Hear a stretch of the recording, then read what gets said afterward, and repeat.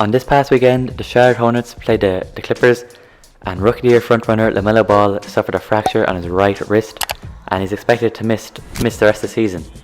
But Shams then today has come on and said that he'll be re-evaluated in around 4 weeks.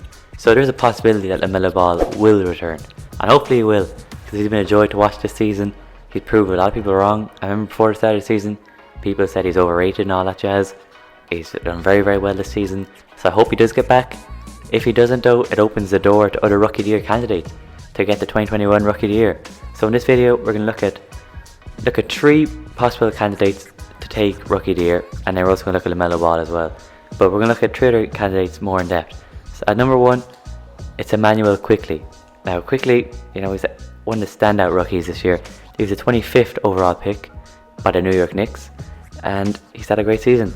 He's averaged 12.7 points per game, 2.3 rebounds, and 2.3 assists per game, on 40% shooting from the field and 37% shooting from 3, which is league average. That's very good for a rookie. And also 89% shooting from the free throw line in only 20 minutes per game. And this is the one thing that Knicks fans say, that they want to see this guy on the court more. They don't want to see Elfrid Payton on the court, they want to see this guy on the court. And he's a very, very good player, and he's doing very well in limited minutes. Now, Quickly, he got a career high 31 points versus the Portland Trail Blazers back in January in only 24 minutes. So 31 points in 24 minutes, very, very efficient. He's become off the bench for most of the season, but recently he's got a few starts due to Elfrid Payton has been out with injuries. So he's got a few starts recently. Now Quickly has had a few injuries as well, but he's starting a good few games now, which is good to see. And IQ is a consistent threat, very good finisher in and around the rim. He's got that floater that's very good, and he's got this New York Knicks team to 7th in the East. Now it's not the only reason Knicks are 7th, but he is a crucial part of this Knicks team. He's played a big role in as to why they've improved so much. I made a whole video about why the Knicks are where they are right now. I'll leave that in the description, but he has played a big role in their success this year. Because we all know the Knicks every other year, they're embarrassing themselves. No one wants to be associated with the Knicks, but this year they're respectable. They're in the playoffs, and hopefully he can keep them there. Candidate number 2 now, Tyrese Haliburton. Now he was the 12th overall pick by the Sacramento Kings. He's a point guard, and people questioned the pick at the time, but he's turned out to be a steal at 12 overall. Now no, Kings are a very bad season, but we'll get into that later. This year, Haliburton, he's averaging 12.8 points per game, 3.4 rebounds, and 5 assists per game, on 48% shooting from the field, and an impressive 42% from 3 on 5.2 threes a game in 30 minutes per game. So he's having a very great season, very good season indeed. And he's also doing this to come off the bench as well, because they got De'Aaron Fox and Buddy Hield as their backcourt starters at the moment. Now the Kings, they've had a poor season, as I've said. They're sitting 13th in the Western Conference with an 18-25 record. I don't want to watch the Kings. They're just a very poor team to watch at the moment. I feel sorry for those young players. Who like De'Aaron Fox, he deserves it better than that. He's had a great season this year, De'Aaron Fox. So hopefully Tyrese Haliburton is a sign of a good future for him. Now Tyrese, he's been a bright point, as I've said, for this team coming off the bench. In a recent game, most recent game actually, versus the Cleveland Cavaliers, Tyrese got a career high 28 points versus the Cavaliers. So he's shown it. He's still doing it right now. Still playing very well. He also got Rookie of the Month for the Western Conference in January and February. So the last 2 months in the West, he's been Rookie of the Year. I think he averaged 16 points per game in February, something like that. You can get, as the season's gone on, he's improved with it. He's been very, very good, and he's definitely, if LaMelo Ball can't win Rookie of the Year, I put Tyrese Haliburton right up there as to next in line to win it. And then of course we got the favourite, the number 1 overall pick, shooting guard, Minnesota Timberwolves, Anthony Edwards. Now he started the season very slowly and very poor, and the Timberwolves have been very, very poor all season. But recently he stepped up. So far this season, Edwards, he's averaging 16.7 points per game, on 38.5% shooting from the field, and 32% shooting from 3 on 7 threes a game. So he's shooting the ball a lot. He takes a lot of shots. And his 3 ball, it's pretty inconsistent at the moment. But the last 5 games, he's averaged 26.8 points per game. So this last 5 games, he's gone on a mad stretch. He's been playing very, very well, getting career highs. We'll get into that a bit later. In that run then, as I said, they got the career high 42 points. was against the Phoenix Suns. I think that was the game him and Karl-Anthony Towns got over 40 points. So he got 42, career high, bet a very, very good Phoenix Suns team, I think. They must have anyway, both of them got 40 points, I think they did. And, you know, he's been playing very, very well recently, especially with the new coach, Chris Finch. He's seemed to be getting the best out of Anthony Edwards recently. You know, he was struggling, as I said, right on the season with Flip Saunders, so maybe Chris Finch has got, you know, he's got him playing at this higher level. Edwards, he definitely got dunk of the year so far anyway. You know, that dunk against the Toronto Raptors, that's by far winning dunk of the year. And the T-Wolves, they've been pretty poor all season. But there's a few reasons for that. Flip Saunders obviously clearly wasn't the right man. Wasn't getting the best out of the team. Karl-Anthony Towns has had loads of problems this past year, and he was injured as well. D'Angelo Russell, he's currently injured, so they're missing some key players. They're currently 10 and 33 in the Western Conference. I think that puts them even below the Pistons, but I have to recheck that one. But they're very, very poor, worst team in the West by a mile. But as I said, they've missed players recently, and the new head coach seems to get the best out of them. And of course, you know, we all know what his game's all about. He's very, very fast, very athletic guy, so this guy's got a bright future no matter what. If he wins Rookie of the Year or not, I'll be pretty confident in him having a very good future in the NBA. And maybe the Timberwolves' future isn't as dark as we thought it would be. If Karl-Anthony Towns, that's a separate video about what he's going to do with his future, maybe he should get out of there, but you know, if he sticks around, they've got a few good young players now.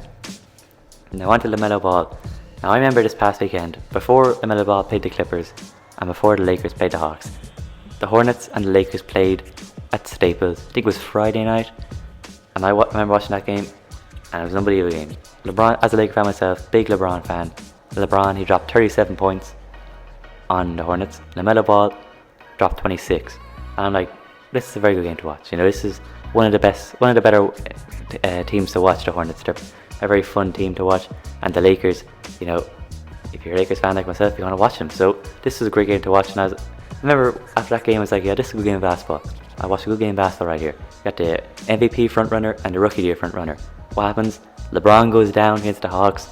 He's out for 3 to 4 weeks. Hopefully he'll come back and he might still have a chance of getting MVP. LaMelo Ball, he got injured again, fractured wrist, as I said, against the Clippers.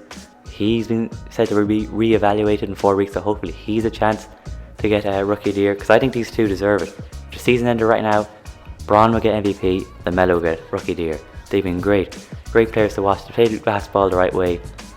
All the Ball brothers do, especially him and Lonzo. I haven't seen too much of D'Angelo, especially recently. But LeBron, you know, we all know what he brings to the party. He's a great player. And as a Laker fan, as much as I want him to win MVP, it's all about the playoffs. So we'll make sure he comes back fit and healthy, and hopefully we can do something once playoff time comes. But anyway, back to this Rookie of the Year video. I'm going to talk about LaMelo Ball, not in depth, because we all know a lot about LaMelo Ball. I even made a Hornets video, so I don't want to be repeating myself too much. LaMelo Ball, the number 3 overall pick, point guard for the Charlotte Hornets. Probably Michael Jordan's one of his best, if not his best, I'm thinking off the top of my head here, probably one of his best decisions as Hornets owner. He's been pretty poor all in all. Gordon Hayward, overpaid, but he's doing very well this season. All-star snub, as I've said in the past. He's at LaMelo Ball this year. He's averaging 16 points per game, 6 boards, 6 assists, and 45% shooting from the field, and a very impressive 38% from 3 on 5.3 threes a game.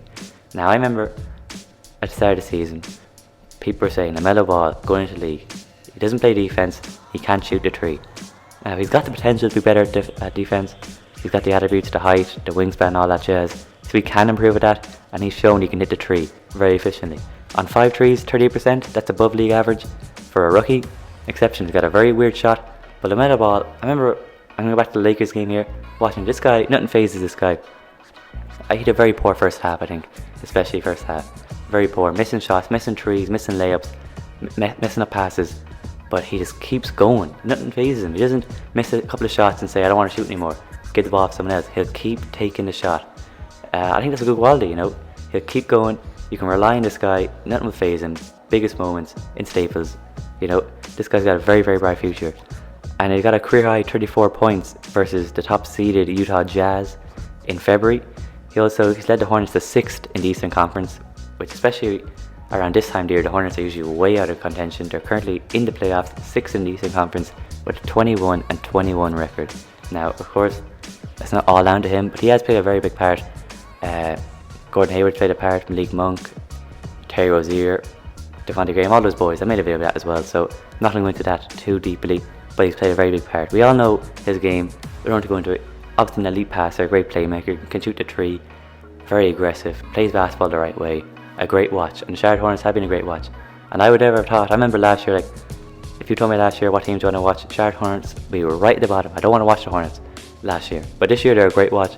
I've loved when I've seen them. They've been great, and hopefully Lamelo Ball can come back and they might squeeze in that play-in tournament, and hopefully we see him in the playoffs. But he's been a great watch. Hopefully him and LeBron come back fit and healthy and could get these end of season awards. But anyway, guys, tell me what you think. Do you think Lamelo Ball could still win Rookie of the Year, or do you think it's over for him now? He's going to miss too much time, probably Anthony Edwards, or would you like to see someone else like Tyrese Haliburton or Immanuel Quickley? And is there anyone else I've missed out on this list? I'm sure there's other rookies that you could mention that I've missed. Anyway guys, that's the video. Thanks for watching. Make sure to like the video, subscribe if you're new, and turn on notifications, because we get at least 3 videos that a week. So stay notified, don't miss them. And if you have any video ideas, just leave them in the comments and I'm sure I'll get to them. You know, trade deadline this week. By the time this video comes out, probably one more day. As a Lakers fan, hope for Andre Drummond, so I have to wait and see. Anyway guys, thanks for watching. Make sure to like the video as I said. And with all that said, I'm out of here.